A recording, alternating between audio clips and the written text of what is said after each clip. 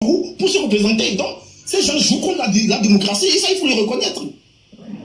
Que le Togo, le cas du Togo, c'est pas parce qu'on n'a pas, le peuple ne s'est pas donné cette possibilité de faire de l'alternance au sommet d'État. Le peuple s'est donné en 92, en votant une constitution à partir de 98%. Et Abdelhamid avait appelé à voter cette constitution-là. Mais en 2002, il a fait changer. Et tout récemment, en 2024, il faut encore changer en enlevant encore les verrous. Donc, quand les gens enlèvent les verrous, parce qu'ils veulent s'éterniser au pouvoir, et à chaque fois qu'ils vont le faire, ils font en sorte qu'ils ont un parlement à leur sauce pour le faire. Et là, cette fois-ci, la Constitution dit en article 59 qu'on ne peut pas le faire sans passer par un référendum. Mais ils sont arrivés à le faire sans passer par ce référendum-là. Et quand les gens violent la loi, et que nous sommes des Togolais, au lieu de nous indigner, on se laisse qu'on s'embatte pour dire que oui, c'est parce que la démocratie togolaise ne limite pas les mandats. Qui vous dit que la démocratie togolaise ne limite pas les mandats? Qui vous dit que la démocratie togolaise ne limite pas les mandats? La volonté du peuple togolais, c'est de limiter les mandats. Il a fait, il a si bien écrit. En aucun cas, nous ne pouvons faire plus de 2 mandats. C'est des gens qui essaient de stigmatiser les choses. Et ça, il faut le reconnaître. Et je vous invite à ne pas poser des questions à des gens qui ont pour vocation d'embrouiller les autres. Parce que tout ce que Sabaté dit n'est assis sur aucune loi, aucune volonté du peuple togolais. Donc, il ne faut pas leur poser des questions pour leur donner un panel ou bien un espace de communication pour embrouiller les gens. Dites juste ce qu'il est dans la loi et ce qui existe.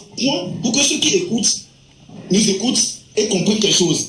Mais donner la parole ou bien poser ce genre de questions comme Pharaon le fait à l'endroit de Sabaté, ça nous permet de vendre du mensonge, de vendre ces délits qui n'ont aucun sens, qui n'ont rien à voir avec la volonté du peuple togolais. Qui n'ont plus valeur.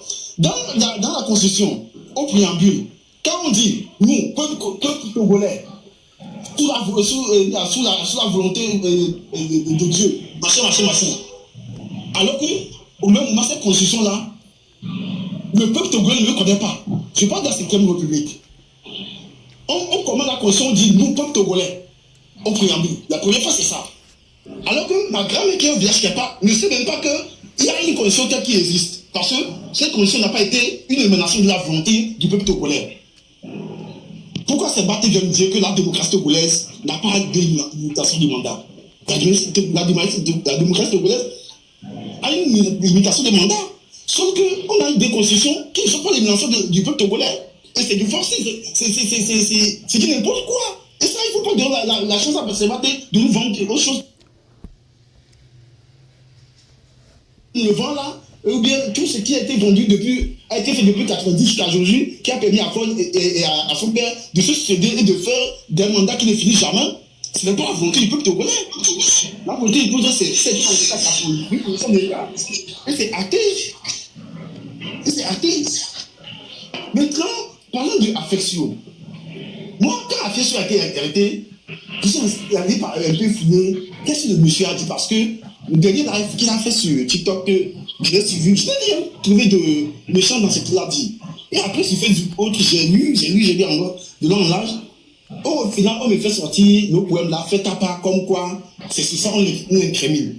Quand on lit ça de long en large, et l'article de long en large, et l'article qu'ils mettent en face en live, elle m'a fait descendre que quand vous êtes là dans un pays et que vous pensez que les gens appellent l'insurrection, c'est que vous vous reprochez de quelque chose. Par exemple, prenez un pays comme la France ou l'Allemagne et autres. Même quand quelqu'un parle ou écrit comme Afesio, parce que quand vous prenez Mélenchon est plus violent qu'Afesio dans cette intervention. Mélenchon n'a jamais été arrêté parce qu'il appelle à une certaine insurrection. Mélenchon, en France, est plus violent que l'autre là dans ce point. C'est parce que les gens savent qu'ils ont capté quelque chose de force, qui se voient menacés.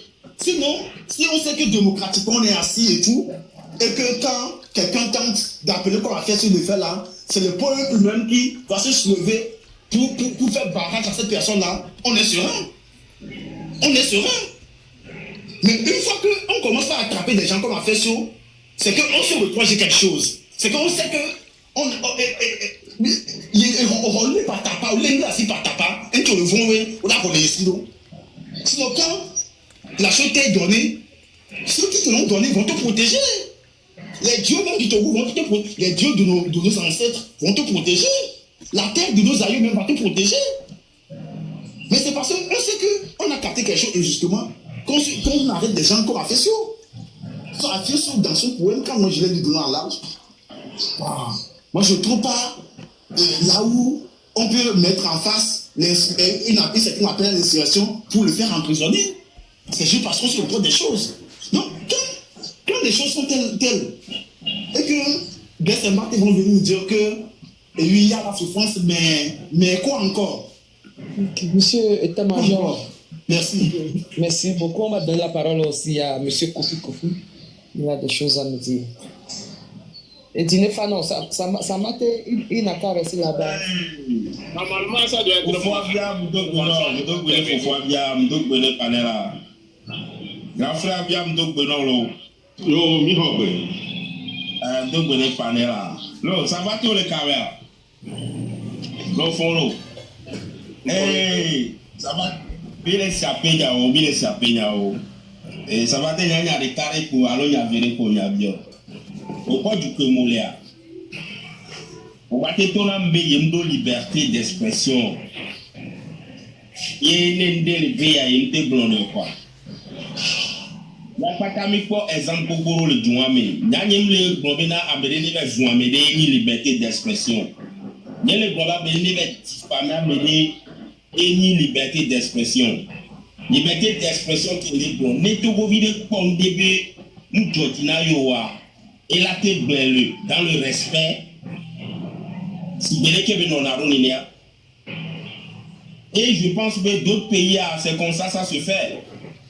Voilà les mieux dumé qui est nous qui affecte sur eux les cas flané au sambaté la fête au tépé no wonia les Kenya pas mis les de robe libéré à faire sur les que pour mida bon no libéré au tien parce que mi pour bena et nous amu ni de pépé takola la metune parce que maté bon il y avait vision le vovo amélia les pour oui et nous baignons là les tout yo les tout voilà les caméras ton le pour awo muni béni au la télé faut donc il n'y a que mille grands filles mi le dit bien il y avait autour on y avait nari et nous qu'a fait sur le gloire et que pour des millions alors des 8 millions alors de maté 8 millions avec yo maté bon avec 5 millions de Togolais et que pour pas tant le bon peut-être la minorité vient pour la bon ao yo est d'accord nous on est bien.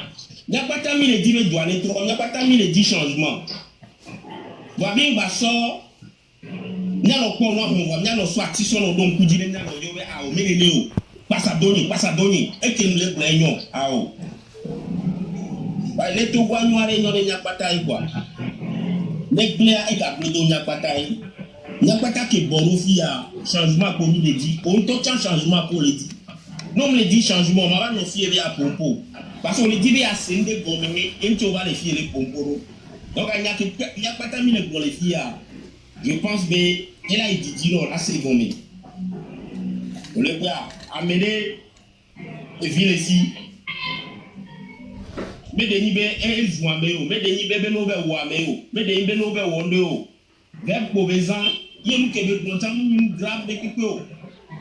À moi, je suis d'Arofouno. Quand Flamé on est né de noir, on le quoi avec viol avant mais gros le yove papa. Moi je suis cool mama au votre bisou no avec viol.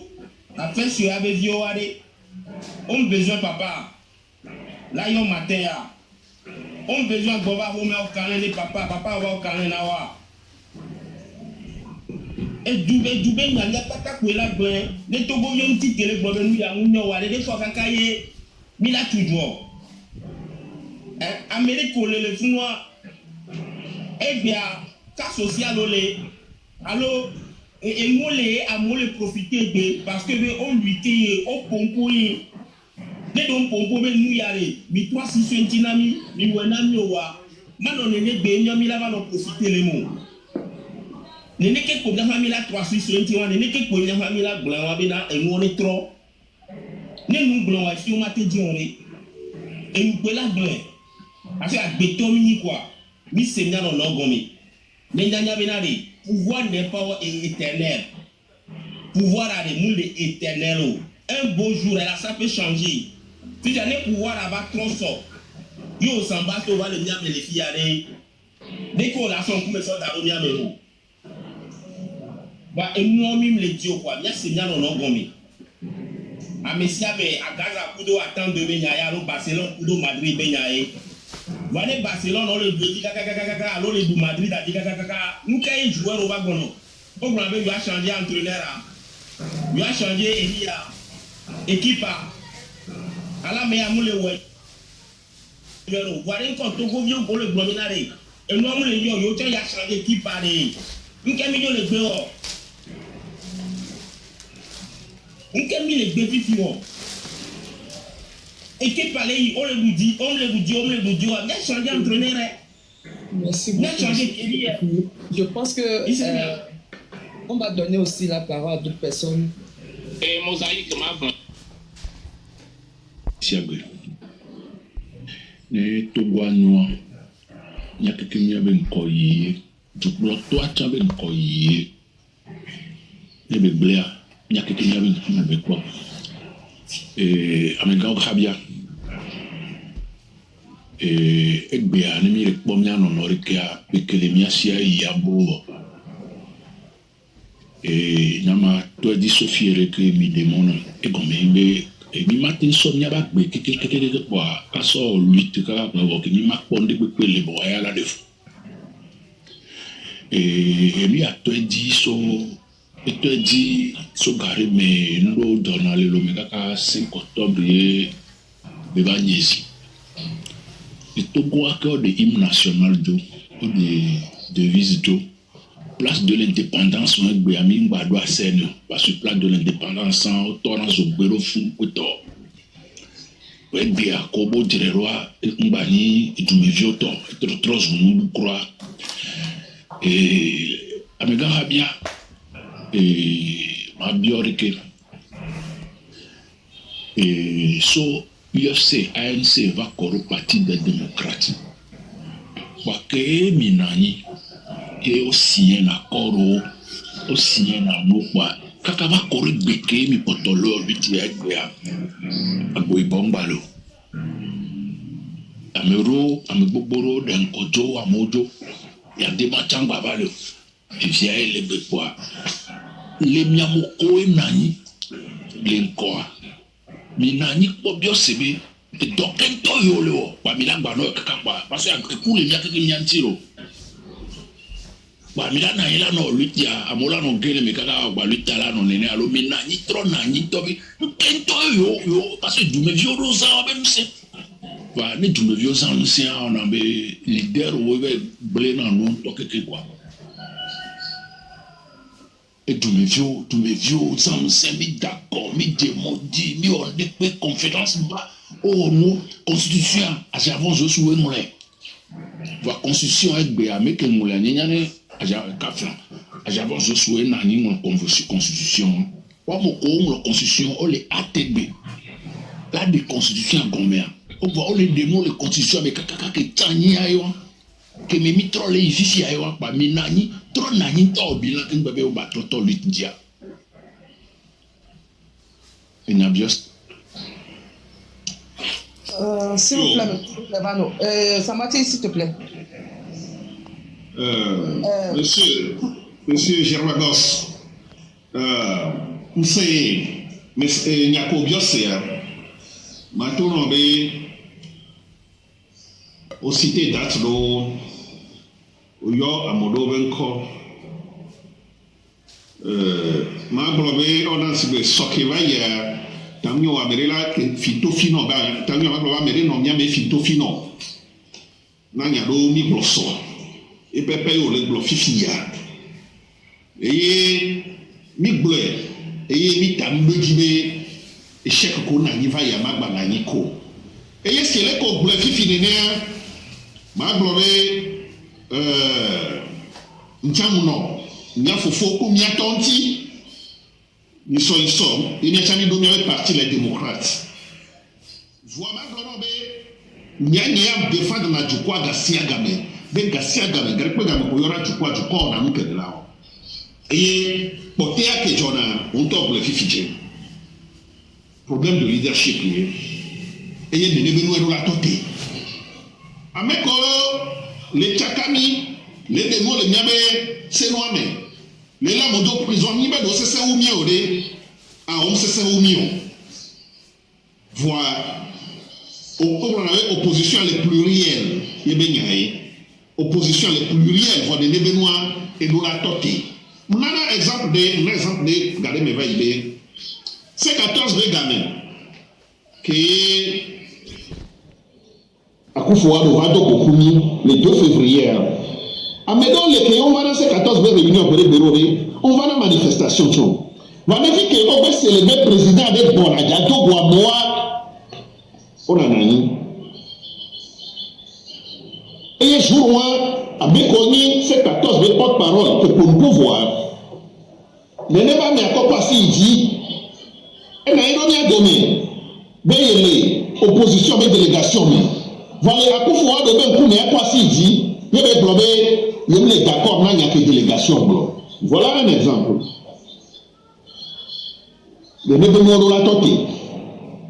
Et il y a un blog à Garome, va dire vraiment le mondi Garcia Gamobé, à Médole, mais opposition qui te badia au bas, mais l'homme va non bien non, parce que aïe quoi avant et il y a un tobo là, il y a même. À Médole le produit.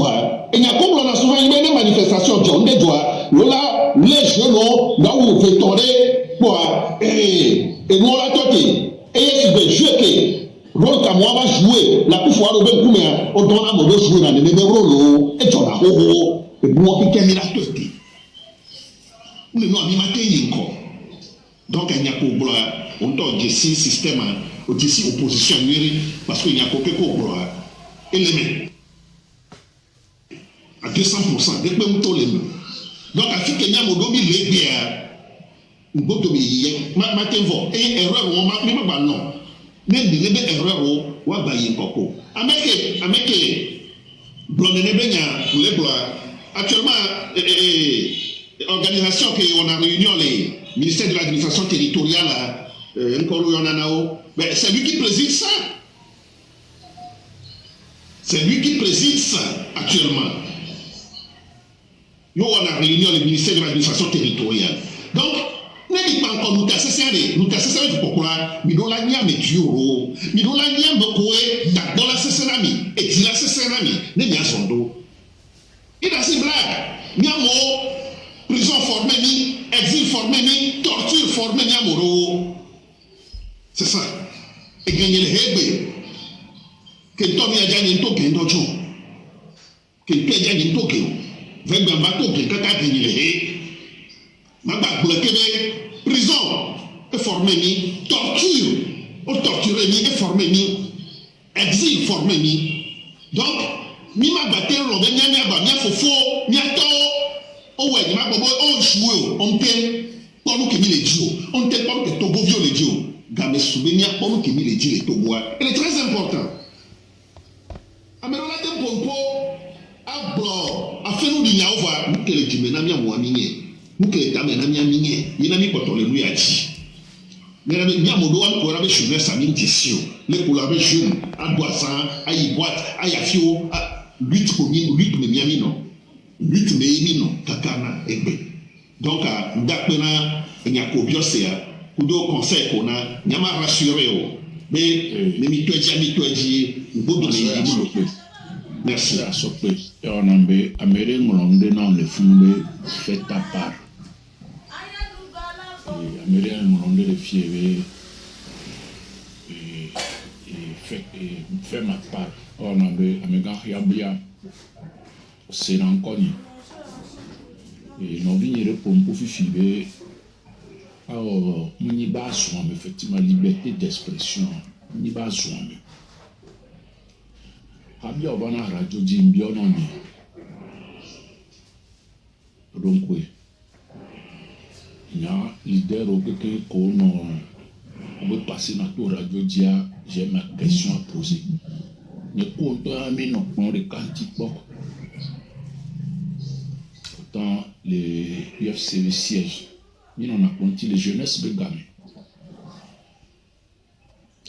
Voilà, Amérique de Gambé fait ta part. Nous avons fait ta part à mon collègue que nous les oliviers attend, nous faisons déjà notre part.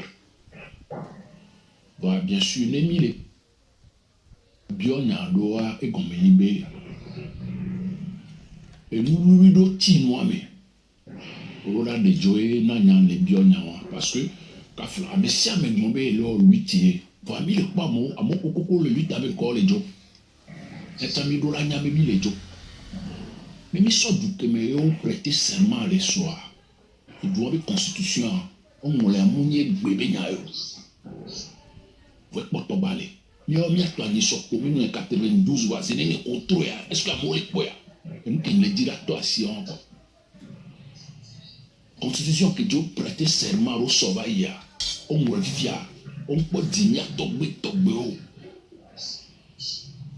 Vous êtes bien, vous pouvez prêter. Mais on a 92 pour le moment, nous pouvons de tous les meilleurs, il y a ma blanc-bleu. Nous avons reçu à mon courrier de nous les meilleurs, tout en haut, mon éton, on va les meilleurs. Donc, ma découverte, nos vies qui les font, les tons en me fait ta part. On peut en messia, on y va au moins moi, pas fait ta part, pas bien au blanc, messia. Moi, j'ai fait ma part, je continue de faire ma part. Oui, c'est vrai, Gervagos fait toujours sa part. C'est un grand combattant. Il continue, il fait toujours sa part. Je fais ma part, je continue de faire ma part. Kafla, nous, les tout ma fille, t'en as mosé au ndéa, les bagnas ma part et quand on soit d'arrêt, mais voilà, c'est parce que n'y a tout bon, on avait fait à mes mots, à mes scènes, on a fou. Mais on m'a dit, au donnant, au donnant. Kafla, lui, tia. Effectivement que il n'y a qu'un peu Habia me les naissons. Va mi dola nyabe mi le 5 octobre à Nyakton que dit ma ton en vini mi kwa blore na mi be o jadu e mi doué avoir mi hon pour abe mi la 33 ans ya mi pour ka kudogo les radios dit quoi à mon indépendance maduya ce pays pour et bien mon bac licence maîtrise doctorat voyons donc il n'a pas blindé mais mi ja on o ja dra duro tanre amoko la pa wara tanre tu a mi combien que mille amoko la pa ya tan tu a mi combien que mille ne doit noir pas combien que mille de douane et du vite tout à 56 km². Que ne mi soit forceau à plawa il a été la condi à bon c'est avec un bezara doit mi te de toujours de formiato mi tati et nya a messia me quelqu'un ne na nyari ne ke nya o nya ki doama e ko nya ke mi le bon amon salo yin bo adu wado nya I condi nya daw et mi be mi ma o démocratie de nya do voyer président de Kalama Fungo nya du ma nya bu moy nya blonde ma so wu na nyam blonde benade que Africa récent ma ou créer Togo ma ou créer Bénin amo va créer va gbia mi be na toti ho bebe mi le do bera de Togo ta mi e blenya ro ko Africa royaume wele empire wele o va me je retrouve être en de au CDAO amle di empire amle di royaume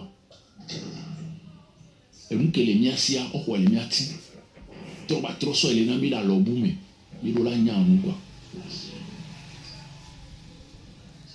royaume na nisa nya bombe ni CDAO parce que du conco beni tu vas ma jo va trop créer CDAO le créer et noir oya nga ole o minino et mi a des sous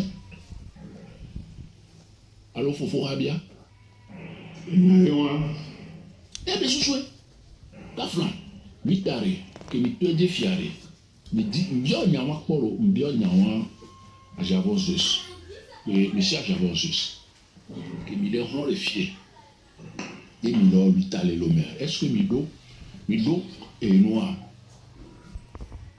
Amédée, qu'elle est. Parce que, pas franc, mais Mida, elle m'a dit, mais vivre. Il faut avoir le courage pour appeler les choses telles qu'elles sont. Nous ne sommes pas dans un état de droit au Togo, nous ne sommes pas en démocratie au Togo. Vous avez vu comment Affection a été kidnappé. Il n'a pas été arrêté.